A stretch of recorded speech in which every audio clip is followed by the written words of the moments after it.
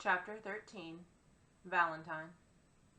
Children, brother and sister, they'd layered themselves 5 times through the nets, writing for companies that paid for their memberships, that sort of thing.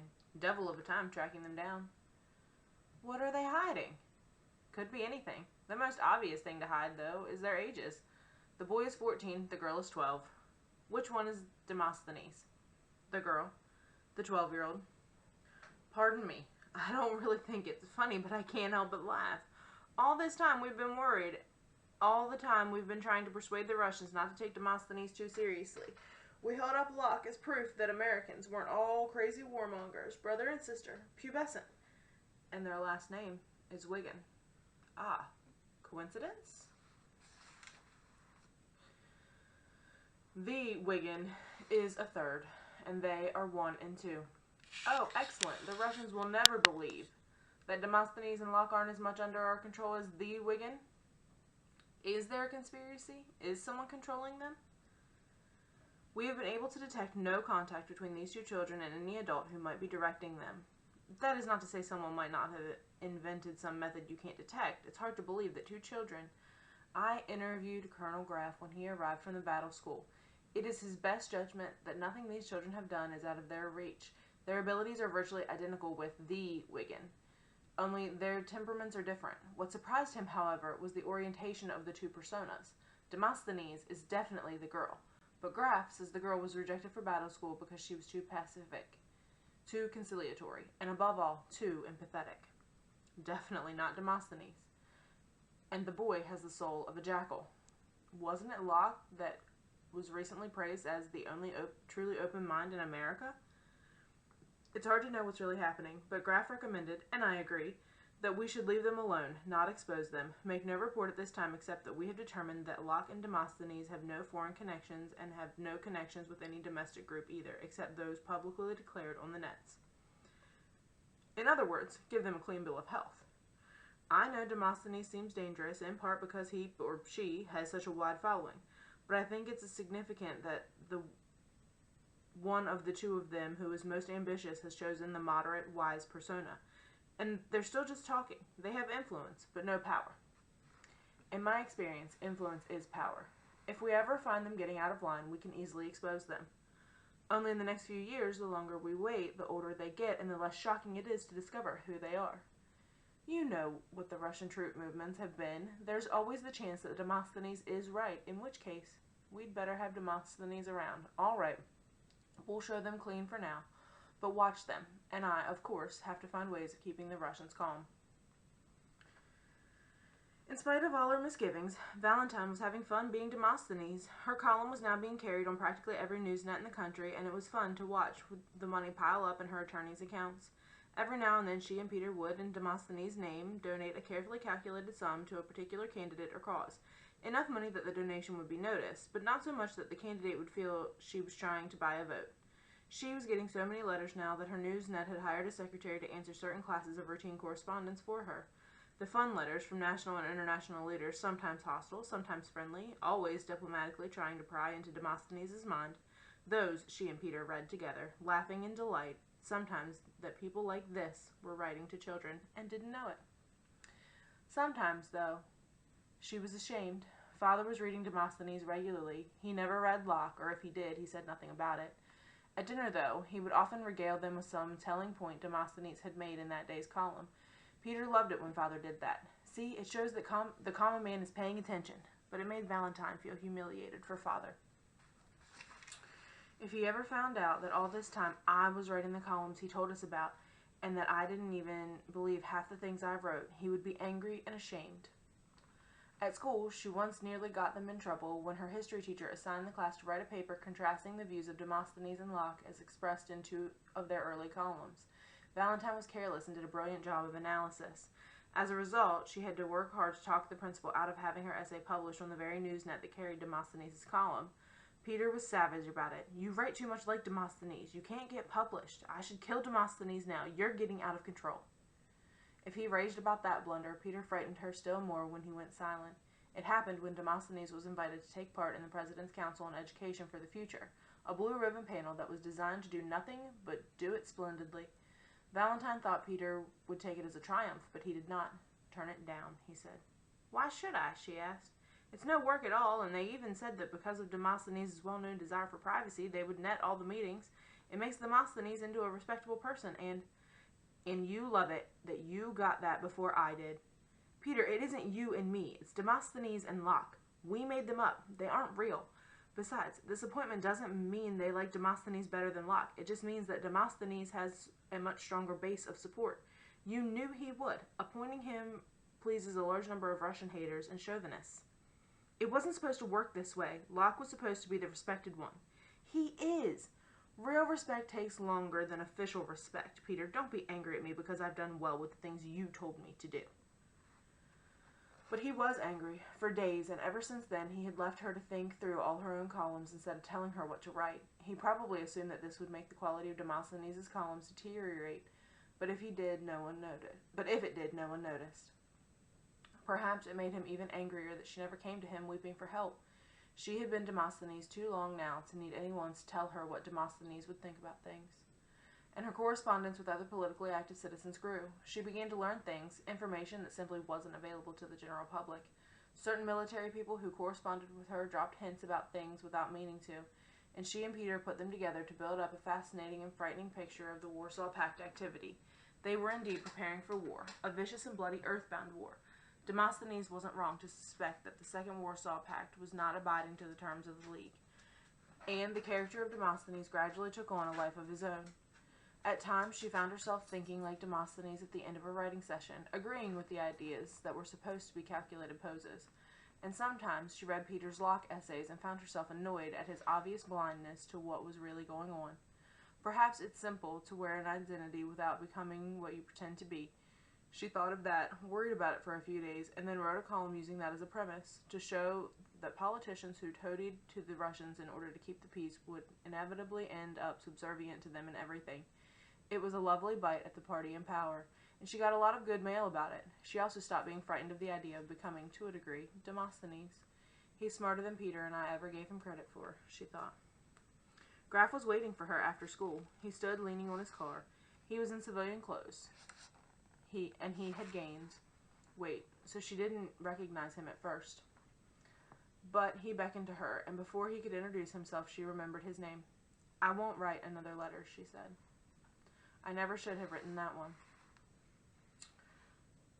You don't like medals then, I guess. Not much. Come for a ride with me, Valentine. I don't ride with strangers. He handed her a paper. It was a release form, and her parents had signed it. I guess you're not a stranger. Where are we going? To see a young soldier who is in Greensboro on leave. She got in the car. Ender's only 10 years old, she said. I thought you told me last time he'd be eligible for leave when he was 16. He skipped a few grades. So he's doing well? Ask him when you see him. Why me? Why not the whole family? Graf sighed. Ender sees the world his own way. We had to persuade him to see you. As for Peter and your parents, he was not interested. Life at the battle school was intense. What do you mean? He's gone crazy? On the contrary. He's the sanest person I know. He's sane enough to know that his parents are not particularly eager to reopen a book of affection that was closed quite tightly 4 years ago. As for Peter, we didn't even suggest a meeting, and so he didn't have a chance to tell us to go to hell.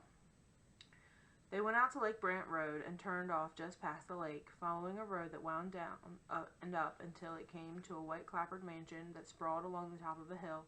It looked over Lake Brant on one side and a 5-acre private lake on the other.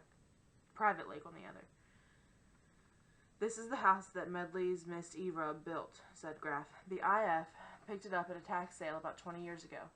Ender insisted that his conversation with you should not be bugged. I promised him it wouldn't be, and to help inspire confidence, the two of you are going out on a raft he built himself. I should warn you, though, I intend to ask you questions about your conversation when it is finished. You don't have to answer, but I hope you will. I didn't bring a swimming suit. We can provide one. One that isn't bugged. At some point, there must be trust. For instance, I know who Demosthenes really is. She felt a thrill of fear run through her, but said nothing. I've known since I landed from battle school. There are perhaps 6 of us in the world who know his identity, not counting the Russians. God only knows what they know. But Demosthenes has nothing to fear from us. Demosthenes can trust our discretion. Just as I trust Demosthenes not to tell Locke what's going on here today. Mutual trust. We tell each other things. Valentine couldn't decide whether it was Demosthenes they approved of or Valentine Wiggin. If the former, she would not trust them. If the latter, then perhaps she could. The fact they did not want her to discuss this with Peter suggested that perhaps they knew the difference between them. She did not stop to wonder whether she herself knew the difference anymore. You said he built the raft. How long has he been here? 2 months. We meant his leave to only last a few days, but you see, he doesn't seem interested in going on with his education. Oh, so I'm therapy again. This time, we can't censor your letter. We're just taking our chances. We need your brother badly. Humanity is on the cusp. This time, Val had grown up enough to know just how much danger the world was in, and she had been Demosthenes long enough that she didn't hesitate to do her duty. Where is he? Down at the boat slip. Where's the swimming suit? Ender didn't wave when she walked down the hill toward him, didn't smile when she stepped onto the floating boat slip, but she knew that he was glad to see her, knew it because of the way his eyes never left her face. You're bigger than I remembered, she said stupidly. You too, he said. I also remembered that you were beautiful. Memory does play tricks on us. No, your face is the same, but I don't remember what beautiful means anymore. Come on, let's go out into the lake. She looked at the small raft with misgivings. Don't stand up on it, that's all, he said. He got on by crawling, spider-like, on toes and fingers. It's the first thing I built with my own hands since you and I used to build with blocks, Peter-proof buildings. She laughed. They used to take pleasure in building things that would stand up even when a lot of the obvious supports had been removed. Peter, in turn, liked to remove a block here or there so the structure would be fragile enough that the next person to touch it would knock it down. Peter was an ass, but he did provide some focus to their childhood. Peter's changed, she said. Let's not talk about him, Ender said. All right. She crawled onto the boat, not as deftly as Ender. He used a paddle to maneuver them slowly toward the center of the private lake. She noticed aloud that he was sunbrowned and strong. The strong part comes from battle school. The sunbrowning part comes from this lake. I spend a lot of time on the water when I'm swimming. It's like being weightless. I miss being weightless. Also, when I'm here on the lake, the land slopes up in every direction. Like living in a bowl. I've lived in a bowl for 4 years. So we're strangers now? Aren't we, Valentine? No, she said. She reached out and touched his leg, then suddenly she squeezed his knee right where he had always been the most ticklish. But almost at the same moment he caught her wrist in his hand. His grip was very strong, even though his hands were smaller than hers and his own arms were slender and tight. For a moment he looked dangerous, then he relaxed. Oh, yes, he said. You used to tickle me. Not anymore, she said, taking back her hand. Want to swim? In answer, she dropped herself over the side of the raft. The water was clear and clean, and there was no chlorine in it. She swam for a while, then returned to the raft and lay on it in the hazy sunlight. A wasp circled her, then landed on the raft beside her head. She knew it was there, and ordinarily would have been afraid of it, but not today. Let it walk on this raft. Let it bake in the sun as I'm doing. Then the raft rocked, and she turned to see Ender calmly crushing the life out of the wasp with one finger. These are a nasty breed, Ender said. They sting you without waiting to be insulted first. He smiled. I've been learning about preemptive strategies. I'm very good. No one ever beat me. I'm the best soldier they ever had. Who would expect less, she said. You're a Wiggin. Whatever that means, he said. It means you are going to make a difference in the world. And she told him what she and Peter were doing. How old is Peter? 14? Already planning to take over the world. He thinks he's Alexander the Great. And why shouldn't he be? Why shouldn't you be, too? We can't both be Alexander. The two faces of the same coin, and I'm the metal in between. Even as she said it, she wondered if it was true. She had shared so much with Peter these last few years that even when she thought she despised him, she understood him, while Ender had been only a memory till now. A very small, fragile boy who needed her protection, not this cold-eyed, dark-skinned manling who kills wasps with his fingers. Maybe he and Peter and I are all the same and have been all along. Maybe we only just thought we were different from each other out of jealousy. The trouble with coins is, when one face is up, the other face is down. And right now you think you're down. They want me to encourage you to go on with your studies. They aren't studies, they're games. All games from the beginning to end, only they change the rules whenever they feel like it. He held up a limp hand. See the strings? But you can use them too. Only if they want to be used. Only if they think they're using you. No, it's too hard. I don't want to play anymore. Just when I start to be happy, just when I think I can handle things, they stick in another knife. I keep having nightmares now that I'm here. I dream I'm in the battle room, only instead of being weightless, they're playing games with gravity. They keep changing its direction, so I never end up on the wall I launched for. I never end up where I meant to go, and I keep pleading with them just to let me get to the door, and they won't let me out, and they keep sucking me back in. She heard the anger in his voice and assumed it was directed at her. I suppose that's what I'm here for, to suck you back in. I didn't want to see you. They told me. I was afraid that I'd still love you. I hoped that you would. My fear, your wish, both granted. Ender, it really is true. We may be young, but we're not powerless. We play by their rules long enough and it becomes our game, she giggled. I'm on a presidential commission. Peter is so angry. They don't let me use the nets. There isn't a computer in the place except the household machines that run on the security system and the lighting. Ancient things, installed back a century ago when they made computers that didn't hook up with anything. They took away my army, they took away my desk, and you know something? I don't really mind. You must be good company for yourself. Not me, my memories. Maybe that's who you are, and what you remember.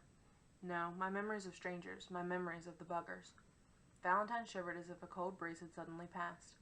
I refuse to watch the bugger vids anymore. They're always the same.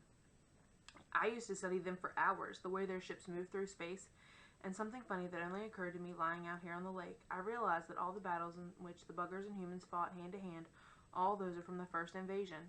All the scenes from the second invasion, when our soldiers are in IF uniforms, in those scenes, the buggers are always already dead, lying there, slumped over their controls. Not a sign of struggle or anything. In Mazer Rackham's battle, they never show us any footage from that battle. Maybe it's a secret weapon. No, I don't care about how we killed them. It's the buggers themselves. I don't know anything about them. And yet, someday I'm supposed to fight them. I've been through a lot of fights in my life. Sometimes games, sometimes not games. Every time I've won because I could understand the way my enemy thought from what they did. I could tell what they thought I was doing, how they wanted the battle to take shape. And I played off of that. I'm very good at that, understanding what other people think. The curse of the Wigan children, she choked, but it frightened her. That Ender might understand her as completely as he did his enemies. Peter always understood her, or at least he thought he did. But he was such a moral sinkhole that she never had to feel embarrassed when he guessed even her worst thoughts. But Ender, she did not want him to understand her. It would make her naked before him. She would be ashamed. You don't think you can beat the buggers unless you know them. It goes deeper than that. Being here alone with nothing to do, I've been thinking about myself too, trying to understand why I hate myself so badly. No, Ender. Don't tell me no, Ender. It took me a long time to realize that I did. But believe me, I do. And it came down to this. In the moment when I truly understand my enemy, understand him well enough to defeat him, then in that very moment, I also love him. I think it's impossible to really understand somebody, what they want, what they believe, and not love them the way they love themselves. And then, in that very moment, when I love them, you beat them. For a moment, she was not afraid of his understanding. No, you don't understand. I destroy them. I make it impossible for them to ever hurt me again. I grind them until they don't exist. Of course you don't. And now the fear came again, worse than before. Peter has mellowed, but they've made you into a killer. Two sides of the same coin, but which side is which? I've really hurt some people, Val. I'm not making this up. I know, Ender. How will you hurt me? See what I'm becoming, Val, he said softly. Even you are afraid of me. And he touched her cheek so gently that she wanted to cry. Like the touch of the soft baby hand when she was still an infant. She remembered that, the touch of his soft, innocent hand on her cheek. I'm not, she said. In that moment, it was true. You should be. No, I shouldn't. You're going to shrivel up if you stay in the water. Also, the sharks might get you. He smiled. The sharks learned to leave me alone a long time ago. But he pulled himself onto the raft, bringing a wash of water across it as it tipped. It was cold on Valentine's back. Ender, Peter's going to do it. He's smart enough to take the time it takes, and he's going to win his way into power. If not right now, then later. I'm not sure yet whether that'll be a good thing or a bad thing. Peter can be cruel, but he knows the getting and keeping of power, and there are signs that once the bugger war is over, and maybe even before it ends, the world will collapse into chaos again. The Russian Empire was on its way to hegemony before the first invasion. If they try for it afterward, so even Peter might be a better alternative. You've been discovering some of the destroyer in yourself, Ender. Well, so have I. Peter didn't have a monopoly on that, whatever the testers thought. And Peter has some of the builder in him. He isn't kind, but he doesn't break every good thing he sees anymore. Once you realize that power will always end up with the sort of people who crave it, I think there are worse people who could have it than Peter. With a strong recommendation, I could vote for him. With that strong a recommendation, I could vote for him myself. Sometimes it seems absolutely silly, a 14-year-old boy and his kid sister plotting to take over the world. She tried to laugh. It wasn't funny. We aren't just ordinary children, are we? None of us. Do you sometimes wish we were? She tried to imagine herself being like the other girls at school, tried to imagine life if she didn't feel responsible for the future of the world. It would be so dull. I don't think so, and he stretched out on the raft as if he could lie on the water forever. It was true, whatever they did to Ender in the battle school, they had spent his ambition. He really did not want to leave the sun-warmed waters of this bowl. No, she realized, no. He believes that he doesn't want to leave here. But there's still so much of Peter in him, or too much of me. None of us could be happy for long doing nothing, or perhaps it's just that none of us could be happy living with no other company than ourselves. So she began to prod again. What is the one name that everyone in the world knows? Mazer Rackham. And what if you win the next war the way Mazer did? Mazer Rackham was a fluke, a reserve. Nobody believed in him. He just happened to be in the right place at the right time. But suppose you do it. Suppose you beat the buggers, and your name is known the way Mazer Rackham's name is known. Let somebody else be famous. Peter wants to be famous. Let him save the world. I'm not talking about fame, Ender. I'm not talking about power either. I'm talking about accidents. Just like the accident that Mazer Rackham happened to be the one who was there when somebody had to stop the buggers. If I'm here, Ender said, then I won't be there. Somebody else will. Let them have the accident. His tone was weary, unconcerned. His tone of weary unconcern infuriated her. I'm talking about my life, you self-centered little bastard. If her words bothered him, he didn't show it. Just lay there, eyes closed. When you were little and Peter tortured you, and it's a good thing I didn't lie back and wait for Mom and Dad to save you. They never understood how dangerous Peter was. I knew you had the monitor, but I didn't wait for them either. Do you know what Peter used to do to me because I stopped him from hurting you? Shut up, Ender whispered. Because she saw his chest was trembling, because she knew she had indeed hurt him, because she knew that just like Peter, she had found his weakest place and stabbed him there, she fell silent. I can't beat them, Ender said softly. I'll be out there like Mazer Rackham one day, and everybody will be depending on me, and I won't be able to do it. If you can't, Ender, then nobody could. If you can't beat them, then they deserve to win because they're stronger and better than us. It won't be your fault. Tell it to the dead. If not you, then who? Anybody. Nobody, Ender. I'll tell you something. If you try and lose, then it isn't your fault. But if you don't try and we lose, then it's all your fault. You killed us all. I'm a killer no matter what. What else should you be? Human beings didn't evolve brains in order to lie around on lakes. Killing's the first thing we learned, and a good thing we did or we'd be dead and the tigers would own the earth. I could never beat Peter, no matter what I said or did, I never could. So it came back to Peter. He was older than you and stronger. So are the buggers. She could see his reasoning, or rather his unreasoning. He could win all he wanted, but he knew in his heart that there was always someone who could destroy him. He always knew that he had not really won because there was Peter, undefeated champion. You want to beat Peter? She asked. No, he answered. Beat the buggers. Then come home and see who notices Peter Wiggin anymore. Look him in the eye when all the world loves and reveres you. That'll be defeat in his eyes, Ender. That's how you win. You don't understand. Yes, I do. No, you don't. I don't want to beat Peter. Then what do you want? I want him to love me. She had no answer. As far as she knew, Peter didn't love anybody. Ender said nothing more, just lay there, and lay there. Finally, Valentine, the sweat dripping off her, the mosquitoes beginning to hover as the dusk came on, took one final dip in the water, and then she began to push the raft into shore. Ender showed no sign that he knew what she was doing, but his irregular breathing told her that he was not asleep. When they got to the shore, she climbed onto the dock and said, I love you, Ender, more than ever, no matter what you decide. He didn't answer. She doubted that he believed her. She walked back up the hill, savagely angry at them for making her come to Ender like this. For she had, after all, done just what they wanted. She had talked Ender into going back into his training, and he wouldn't soon forgive her for that.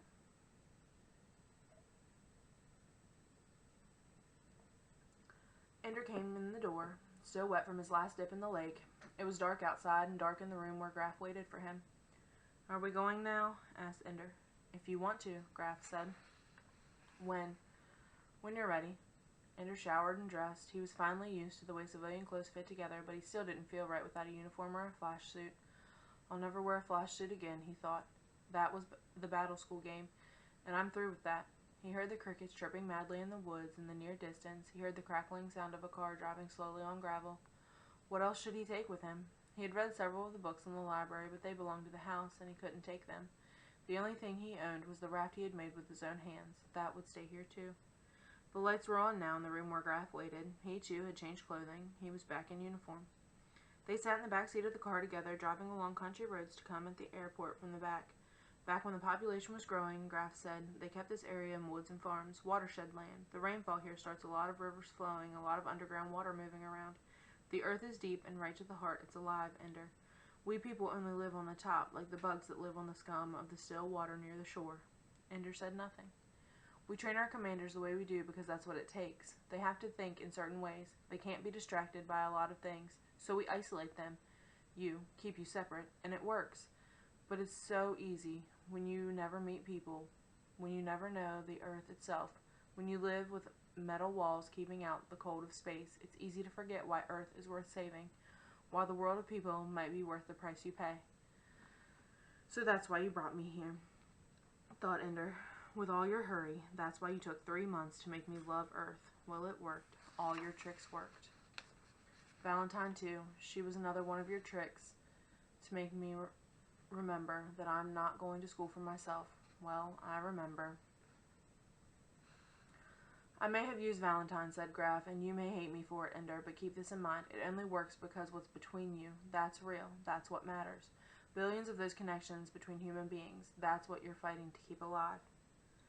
Ender turned his face to the window and watched the helicopters and dirigibles rise and fall. They took a helicopter to the Eye Spaceport at Stumpy Point. It was officially named for a dead hegemon, but everybody called it Stumpy Point after a pitiful little town that had been paved over when they made the approaches to the vast inlands of steel and concrete that dotted Pimlico Sound. There were still water birds taking their fastidious little steps in the salt water, where mossy trees dipped down as if to drink. It began to rain lightly, and the concrete was black and slick. It was hard to tell where it left off and the sound began. Graf led him through a maze of clearances. Authority was a little plastic ball that Graf carried. He dropped it into chutes, and doors opened, and people stood up and saluted, and the chutes spat out the ball, and Graf went on. Ender noticed at first that everyone watched Graf, but as they penetrated deeper into the spaceport, people began watching Ender. At first, it was the man of real authority they noticed, but later, where everyone had authority, it was his cargo they cared to see. Only when Graf strapped himself into a shuttle seat beside him did Ender realize Graf was going to launch with him. "How far?" asked Ender. "How far are you going with me?" Graf smiled thinly. "All the way, Ender." "Are they making you an administrator of command school?" "No." So they had removed Graf from his post at battle school solely to accompany Ender to his next assignment.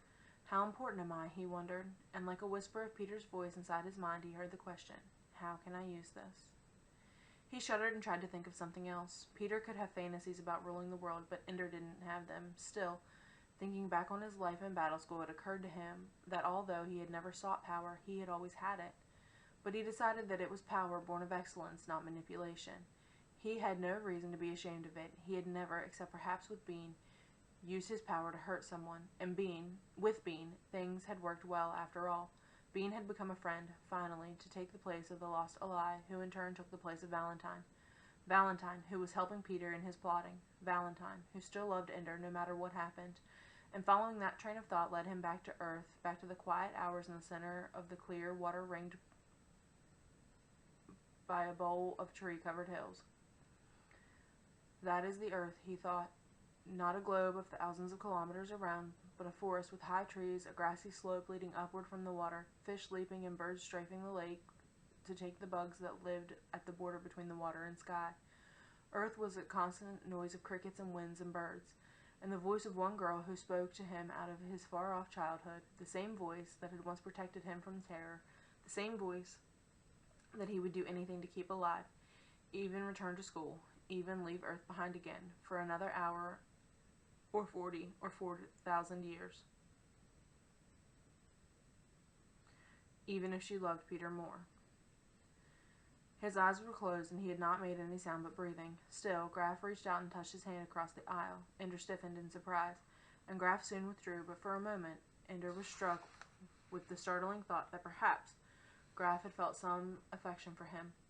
But no, it was just another calculated gesture. Graf was creating a commander out of a little boy.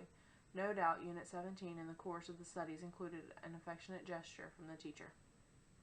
The shuttle reached the IPL satellite in only a few hours. Interplanetary launch was a city of 3,000 inhabitants, breathing oxygen from the plants that also fed them, drinking water that had already passed through their bodies 10,000 times, living only to service the tugs that did all the ox work in the solar system and the shuttles that took their cargoes and passengers back to Earth or the Moon.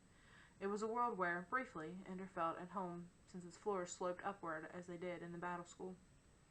Their tug was fairly new. The IF was constantly casting off its old vehicles and purchasing the latest models. It had just bought a vast load of drawn steel processed by a factory ship that was taking apart minor planets in the asteroid belt. The steel would be dropped to the Moon, and now the tug was linked to 14 barges. Graf dropped his ball into the reader again, however, and the barges were uncoupled from the tug.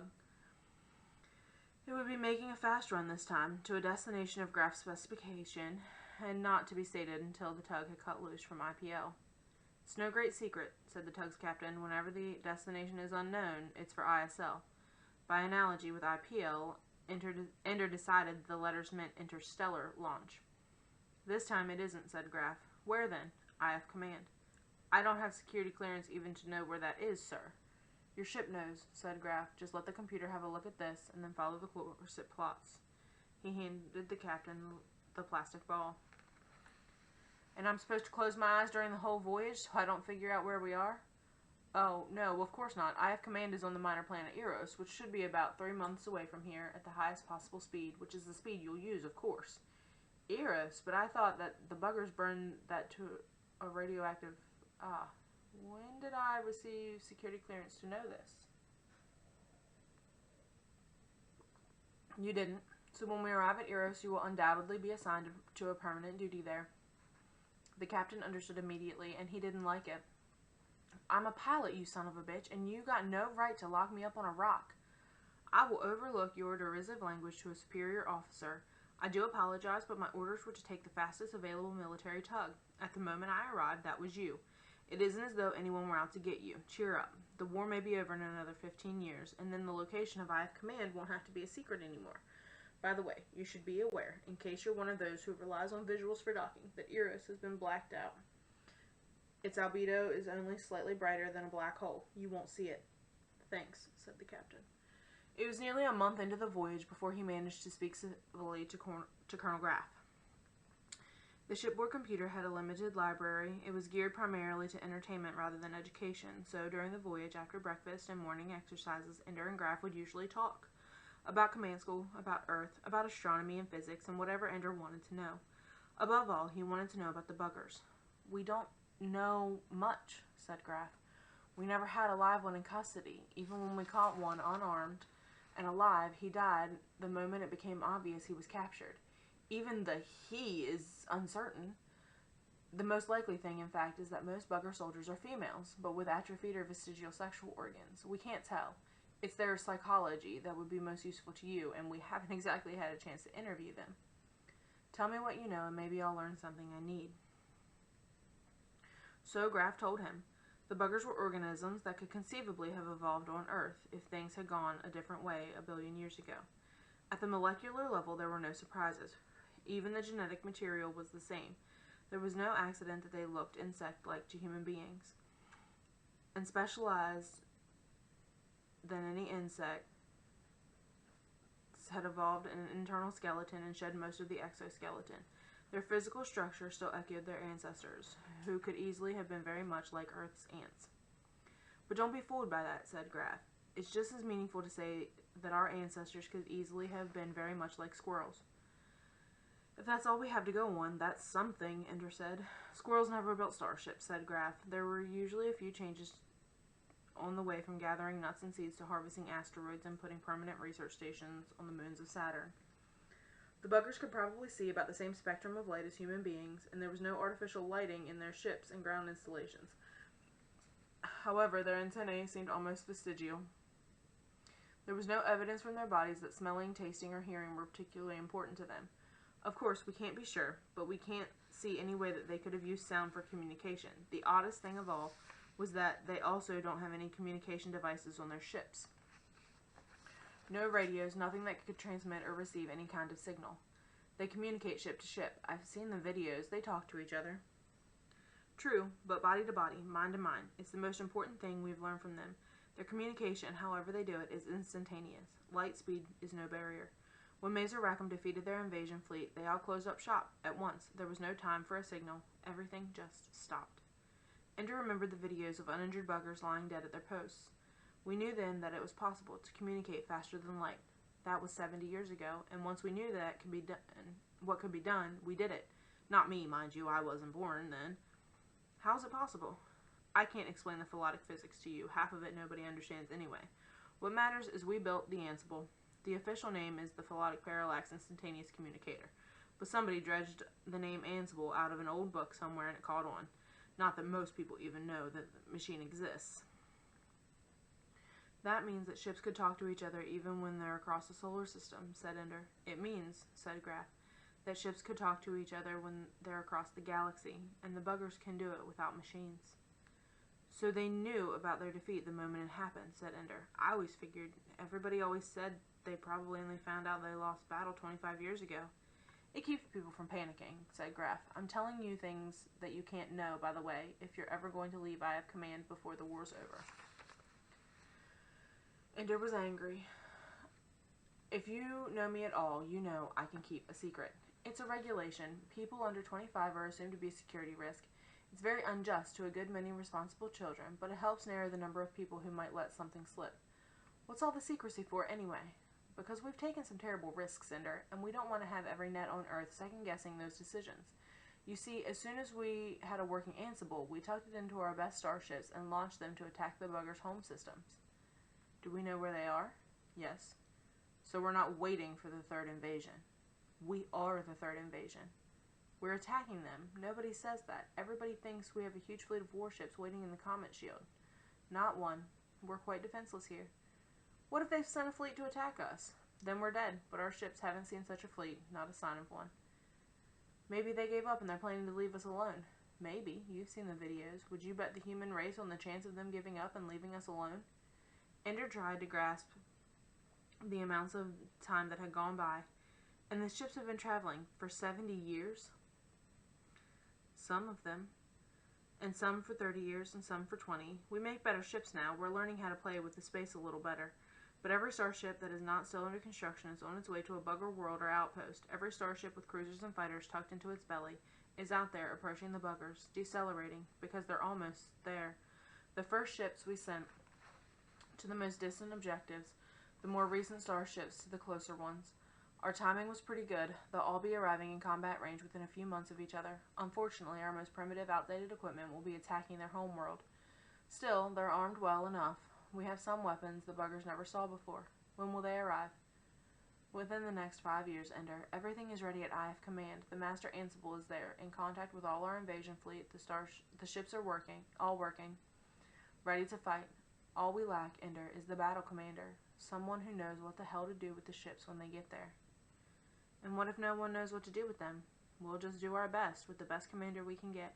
Me, thought Ender. They want me to be ready in 5 years. Colonel Graf, there isn't a chance I'll be ready to command a fleet in time. Graf shrugged. So, do your best. If you aren't ready, we'll make do with what we've got. That eased Ender's mind, but only for a moment. Of course, Ender. What we've got right now is nobody. Ender knew that this was another of Graf's games. Make me believe it all depends on me, so I can't slack off, so I push myself as hard as possible. Game or not, although it might also be true. And so he would work as hard as possible. It was what Val had wanted of him. 5 years. Only 5 years until the fleet arrives, and I don't know anything yet. I'll only be 15 in 5 years, Ender said. Going on 16, said Graf. It all depends on what you know. Colonel Graf, he said, I just want to go back and swim in the lake. After we win the war, said Graf, or lose it, we'll have a few decades before they get back here to finish us off. The house will be there, and I promise you can swim to your heart's content. But I'll still be too young for security clearance. We'll keep you under armed guard at all times. The military knows how to handle these things. They both laughed, and Ender had to remind himself that Graf was only acting like a friend, that everything he did was a lie or cheat calculated to turn Ender into an efficient fighting machine. I'll become exactly the tool you want me to be, said Ender silently, but at least I won't be fooled into it. I'll do it because I chose to, not because you tricked me, you sly bastard. The tug reached Eros before they could see it. The captain showed them the visual scan, then superimposed the heat scan on the same screen. They were practically on top of it, only 4,000 kilometers out, but Eros, only 24 kilometers long, was invisible if it didn't shine with reflected light. The captain docked the ship on one of the 3 landing platforms that circled Eros. It could not land directly because Eros had enhanced gravity, and the tug, designed for towing cargoes, could never escape the gravity well. He bade them an irritable goodbye, but Ender and Graf remained cheerful. The captain was bitter at having to leave his tug. Ender and Graf felt like prisoners finally paroled from jail. When they boarded the shuttle that would take them to the surface of Eros, they repeated perverse misquotations of lines from the videos the captain had endlessly watched, and laughed like madmen. The captain grew surly and withdrew by pretending to go to sleep. Then, almost as an afterthought, Ender asked Graf one last question. Why are we fighting the buggers? I've heard all kinds of reasons, said Graf. Because they have an overcrowded system and they've got to colonize. Because they can't stand the thought of other intelligent life in the universe. Because they don't think we are intelligent life. Because they have some weird religion. Because they watched our world in video broadcasts and decided we were hopelessly violent. All kinds of reasons. What do you believe? It doesn't matter what I believe. I want to know anyway. They must talk to each other directly, Ender, mind to mind. What one thinks, another can also think. What one remembers, another can also remember. Why would they ever develop language? Why would they ever learn to read and write? How would they know what reading or writing were if they saw them? Signals or numbers or anything that we use to communicate. This isn't just a matter of translating from one language to another. They don't have a language at all. We used every means we could think of to communicate with them. They don't even have the machinery to know we're signaling. And maybe they've been trying to think to us, and they can't understand why we don't respond. So the whole war is because we can't talk to each other?